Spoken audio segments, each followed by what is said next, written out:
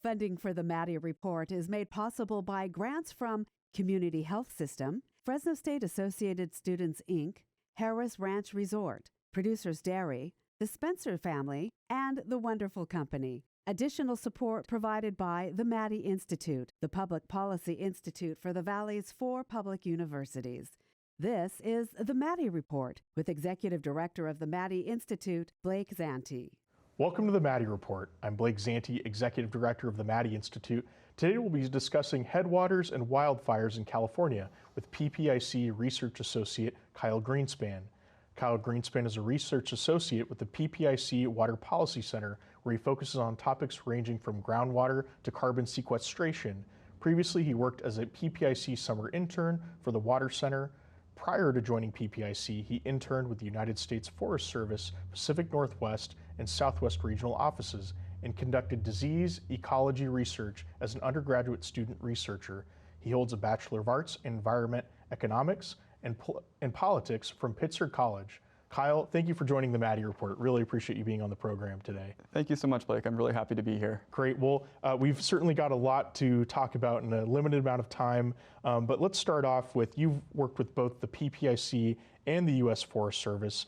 How have these experiences shaped your perspective on managing California's natural resources? Yeah, sure. So I'll start with the Forest Service experience. In that role, I was really focused on understanding the benefits that people receive from California's landscapes, as well as communicating those benefits. And then at PPIC, our research is really interdisciplinary, spanning the earth sciences, engineering, economics, law, and ecology, as well as we aim to build relationships with the people that interact with and manage California's natural resources. So these two experiences have really helped me start to understand California's natural resource challenges, as well as to begin help working towards long-lasting and equitable solutions for those challenges. Now, unfortunately, earlier in this year, Los Angeles wildfires took place, and there was a lot of discussion around water management, wildfire management in Southern California. Why are wildfires and water management so intertwined in California, and what makes this issue especially urgent today? Yeah, sure. So to begin with, I wanted to mention that California's landscapes have evolved with fire. Indigenous people in California have managed California's landscapes with fire for a very long time. Now, in regards to the urgency that we're seeing today with these challenges, there's a few key factors at play. First, we have seen this buildup of too much vegetation on our forested landscapes that makes fires more severe when they occur. Second, we've seen more people and property in harm's way. And third, we're seeing warming temperatures and changing precipitation patterns that make vegetation more vulnerable to burning. And then you also mentioned the interaction of, or the intertwined water and fire issues. So this is important because when severe fires happen, it removes all the vegetation on hillsides, and lots of water and dirt is moving downhill at once, which creates mudslides and floods. And then we get sediment building up behind dams, which creates damage there and increases cost. And the sediment that makes it all the way downstream to water treatment facilities then increases costs of treatment there as well. Well, certainly there are some infrastructure, I guess side effects that could occur there as well with some of these changing conditions. We're going to come right back. This is the Maddy Report. Welcome back. So for those unfamiliar, Kyle, what exactly are California's headwaters, and why are they so vital to the state's water supply and ecosystem health? Yeah, to start off with, headwaters are the landscapes on which California's surface water supplies originate. So all that water coming into our rivers and streams, that begins in those headwater regions. And headwaters do a few key things. And this includes the capture of precipitation during wet periods, the storage of that water in meadows as well as snowpack during dry periods, and the filtration of that water as it moves downstream to communities and farms. So that capture, storage, and filtration are the really key important functions or benefits that people get from headwaters. Now, the fact sheet that was authored by PPIC highlights that headwaters are owned and managed by a mix of federal agencies, state agencies, private landowners, and tribes. How does this unique patchwork of ownership complicate efforts and to manage and protect these areas effectively? Yeah, that's a great question. So to start off with, thinking about kind of what does ownership look like in California's headwaters, federal agencies own about half of California headwaters land, while the other half is almost entirely privately owned, and state and tribal ownership types account for only about 5% of California headwaters land. Now, this kind of patchwork of ownership complicates management for a couple key reasons. First of all, the different ownership types are quite intermixed in California's headwaters. So instead of there being, one clear chunk of federal land and one clear chunk of private land, well, those exist in some places. Oftentimes they're very mixed together, and that makes it difficult to be clear on who is responsible for managing these landscapes. And then the second thing that makes it really complicated is this coordination problem between all those different parties that you mentioned. Working, state and federal agencies working together, and those agencies working with the private landowners, the forest product sector, tribes, and others is really, really challenging, and so that also complicates management. Now, can you explain the ecological diversity found in California's headwater regions and how different ecosystems like conifer forests, versus shrublands, for example, required sort of tailored management strategies, if you will? Yeah, absolutely. So like ownership, I'll talk a little bit about what the breadth of California ecosystem types look like first. So there's three main types to consider. There are, like you said, these conifer forests. These are like your evergreen trees, and those are mostly found in the Sierra Cascades and North Coast headwater regions. And then we have the hardwood forests and woodlands. These are like your oak trees, and they're predominantly found in Central California in the Sierra Nevada foothills. And then we have shrubland, like you mentioned, which is like your chaparral type ecosystems, and these are predominantly found in Southern California. Now, while I said, these ecosystems are predominantly found in those areas, we can find each of these ecosystem types in all headwater regions in California. And these ecosystem types makes it challenging to manage because we need to understand how these ecosystems work first before we can decide how to manage them. So for example, in conifer forests and these hardwood areas, there we are seeing less fire than we did historically. And because we were seeing less fire there historically, it means that we need to think about how to correct for the deficit of fire that we've seen on those landscapes. Now, in shrubland areas, there's a lot of people interacting with shrubland landscapes, which means we've seen more fires starting and occurring there, which means there's more fire occurring on shrubland landscapes than there have been historically. And this is a very different problem than we see in those conifer and hardwood areas because we just need to use different tools to manage those areas. Now, if I can follow up on something you just said, you mentioned sort of that balance between the deficit of fire and also fire that occurs more often in other environments. Could you touch on that a little bit? What do you mean by that? Yeah, sure. So in those conifer areas, we have seen conifer forest as well as these hardwood forests and woodlands. We've seen a kind of combination of different factors reducing the frequency of fire in those landscapes. Fire suppression policies have played a role in this, and fire suppression is absolutely important for these wildfire challenges, but they have contributed to this deficit of fire, as well as the end of cultural burning, as well, burning by tribes. As I mentioned, the tribes have managed the landscapes in California for a very long time. And so those two things have made fires less frequent in those areas. And then in the shrubland, it's predominantly development in these areas, more people causing fires that are increasing frequency. Thank you for that. We're going to take a quick break and then we'll be right back again. This is the Maddy Report. Welcome back. We're talking with Kyle Greenspan, Research Associate for PPIC. Kyle, thanks again for joining us on the Maddy Report today. Your fact sheet notes that about 1 million acres of residential neighborhoods have been built in or near wildland areas in California since 1990. What are the key risks that come with this kind of development? Yeah, sure. So I would point to three key risks of development in these wildland areas. The first one is that there are simply more people in these areas that have enough vegetation to burn, and these people are doing things that start fire. So that's factor number one, more people in these areas causing fires. Factor number two, or risk number two, is about more people and property being in harm's way. So we've seen fire events where people have challenges exiting these areas when fires occur. So that's people being in harm's way. And then property being in harm's way, all these economic damages, or the costs of, direct costs of wildfire that we've seen skyrocket in recent decades and recent years.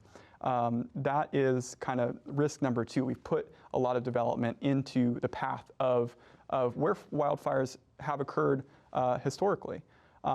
And then the third key risk I would point to is this overlap of affordable home development, but also high fire risk and the financial consequences of that, of some of the most vulnerable families potentially, is a really big risk that we face. Now, something, and you can probably explain this much better than I, but something that we've seen in the last decade plus to be able to address some of the risk of wildfire are public safety power shutoffs. This growing use of public safety power shutoff, basically to prevent ignitions of fire when there's high winds or dry conditions. What trade-offs are communities facing, though? You, in your previous answer, you sort of mentioned this issue of affordability that Californians are facing. So is there really a trade-off there between communities having those power shutoffs where they're not getting supplied with power versus the risks to wildfire? What are those trade-offs? Yeah, absolutely. There are definitely trade-offs there. So to start off with, for people who don't know, public safety power shutoffs are when electric utilities, such as Pacific Gas and Electric, Southern California Edison, or San Diego Gas and Electric, shut off the power in order to prevent ignitions of wildfire from power lines, particularly during high wind events, but also in other times. And now this is a really important strategy in California, especially we've seen it emerging in recent years, because oftentimes these power line ignitions occur during high wind events when wildfires are very difficult for firefighters to control. And so it's a key strategy, but there are definitely trade-offs. And so the key trade-off I would point to here is there may be extreme heat, very high temperatures, occurring at the same time as these power shutoffs. And when that happens and people lose access to their cooling, that can prevent really, really serious health risks, especially for vulnerable populations. So the electric utilities and the California Public Utilities Commission face these really difficult choices between, do we want to turn off the power to prevent these ignitions from power lines, or do we want to keep it on, or how do we better support these populations that need cooling during periods of extreme heat? Now, what role do local governments and homeowners play in reducing fire risks in wildland areas, especially when we're talking about things like defensible space or hardening structures? Could you just touch on that a little bit? Yeah, sure. Great question. So I want to address it, what can the homeowners do, and then what can local government officials do? So starting with the homeowners, there's two key things that you can do, and you mentioned them. The first one is defensible space. This is kind of considering all the different things around your home that could burn. Includes brush around your home, in some cases trees or wood structures, whatever it might be around your home that is flammable. So removing that material is one thing you can do. The second key strategy homeowners can use is home hardening. This means upgrading your home to use fire-resistant materials, as well as preventing the entry of embers into your home. Now, for local government officials, there are a few key strategies that can be used. One is the zoning codes. These can be used to kind of guide future development. We talked about development patterns a little bit already. And then building codes as well. These are policy tools that local government officials can use to make structures or buildings more resilient in their local areas. And then finally, at the local level, emergency preparedness, thinking about ingress and egress from these areas that may only have one route in or out. That's a last key consideration for them. Thank you. We're going to take one more break, and then we'll be right back with Kyle Greenspan with PPIC. This is the Maddy Report. Welcome back. Kyle, thanks so much for being on the program today and talking about your research. How have fire suppression policies and the harvesting of large trees created the dense homogeneous forests we now see? And why does it make wildfires more severe? And what are the impacts of high-severity wildfire? Yeah, sure. Thank you for that question. So first of all, the key, we're talking about these conifer and hardwood areas here. And so fire suppression policies or other means of excluding fire from these landscapes has led, as we talked about a little bit earlier, to this buildup of vegetation or what we call fuels on these headwater landscapes beyond healthy levels. And that literally gives more fuel to the fire when these wildfires occur on those landscapes. So that's how we see the link from fire exclusion or fire suppression to higher severity fires. Now, thinking about the impacts of high severity fire, high severity fires can result in a lot of different things occurring. But most importantly, we see more smoke coming from these landscapes because more of these trees are burning in high severity fires. We see greater impacts on water quality downstream. We see ecosystems converting from conifer forest to shrubland, which can impact the benefits people receive from these landscapes. So those are some of the impacts of high severity wildfire. How do intensifying droughts and delayed onset of the rainy season make these problems worse, and what solutions exist? Yeah, so to start off with, we are seeing dry periods getting longer and more intense. And dry vegetation is simply more vulnerable to burning because it's already stressed out by this lack of water. And then when we think about changing precipitation patterns, that delayed onset of the rainy season that you mentioned is critically important, particularly in coastal areas of California that see seasonal high winds in the fall. Because as the rainy season becomes progressively delayed, we're seeing increasing overlap of dry vegetation conditions with these seasonal high winds. And that can be a recipe for very intense fires. And so in terms of solutions, there are three main categories of solutions I would point to in these conifer and hardwood areas. So one, we can pull out excess vegetation as well as some smaller diameter trees from these landscapes, reduce that loading of vegetation. We can also think about bringing or continuing to bring back beneficial fire to these landscapes. And then we really need to engage all different types of parties, our federal agencies, our state agencies, our forest product sector, which can help us remove this material and process it, our tribes, our private landowners, and many others. Bringing people together to get this work done is really important. And lastly, how can this research help inform decisions by elected officials and policymakers? Yeah, absolutely. So, one key takeaway that I want everyone listening to have, if there's one thing, it's that we have a lot of tools to deal with these problems that we're facing. We know a lot about what works to fix these problems. The challenge is really in the implementation. We don't have a good sense of how to overcome these coordination problems and how to implement these tools at the pace and scale that we need. So this research can be really useful in terms of understanding better what are the barriers to implementation and how can we better implement these tools to reduce wildfire hazard and to make communities safer in California. Well, thank you so much, Kyle Greenspan. Really appreciate your time on the Maddy Report today. Thank you so much for having me. Thank you for tuning into the Maddy Report. To learn more about the Maddy Institute, visit themaddyinstitute.org. What makes a community thrive? How do we bridge the gap between government and policy and the people it impacts? The Maddy Institute was founded to answer questions like these, to create a link between government and the citizens it serves, and to inspire a new generation of leaders dedicated to public service. In 1999, the California legislature unanimously established the Maddy Institute in honor of former California State Senator Kenneth L. Maddy.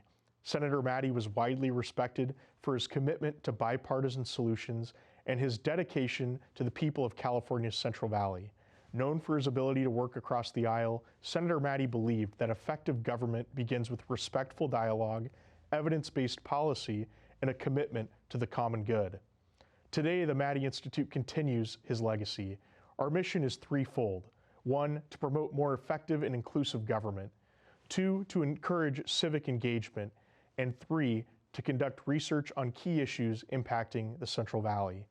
Through these efforts, we aim to educate, inspire, and empower the next generation of public servants and community leaders. One of the most impactful ways we fulfill this mission is through our internship programs. Each year, the Maddy Institute provides opportunities for students from the Central Valley to work in legislative offices, both in Sacramento and Washington, D.C., as well as local government agencies. These internships give students real-world experience in policymaking, allow them to see government in action, and help them build the skills they need to make a difference in their communities. But the Maddy Institute isn't just for students. Through our civic engagement programs, we create opportunities for everyone to participate in the political process. From community forums to workshops, we bring people together to discuss important issues facing the Central Valley, like water management, air quality, economic development, and education. These events foster open dialogue, allowing citizens to engage directly with policymakers, experts, and others, creating a stronger and more informed community. And to ensure the public stays informed, the Maddy Institute produces the Maddy Report, a weekly public affairs broadcast that covers the latest issues impacting California. Each episode features interviews with lawmakers, journalists, and subject matter experts, providing insights and analysis on topics that matter to our region. Whether it's understanding new legislation or exploring solutions to local challenges, the Maddy Report is a trusted source of information for those who want to stay engaged. At the heart of everything we do is a belief that good governance requires an informed and engaged public. From nurturing young leaders to fostering dialogue, the Maddy Institute is dedicated to creating a future where the people of the Central Valley can thrive. Join us as we continue Senator Maddy's legacy. Together, we can build a brighter future, one informed and engaged citizen at a time. The views expressed in the Maddy Report are those of the individuals participating in the program and do not necessarily reflect the views of the Maddy Institute. If you'd like to share your thoughts about today's episode of the Maddy Report, please visit our website at maddyinstitute.com.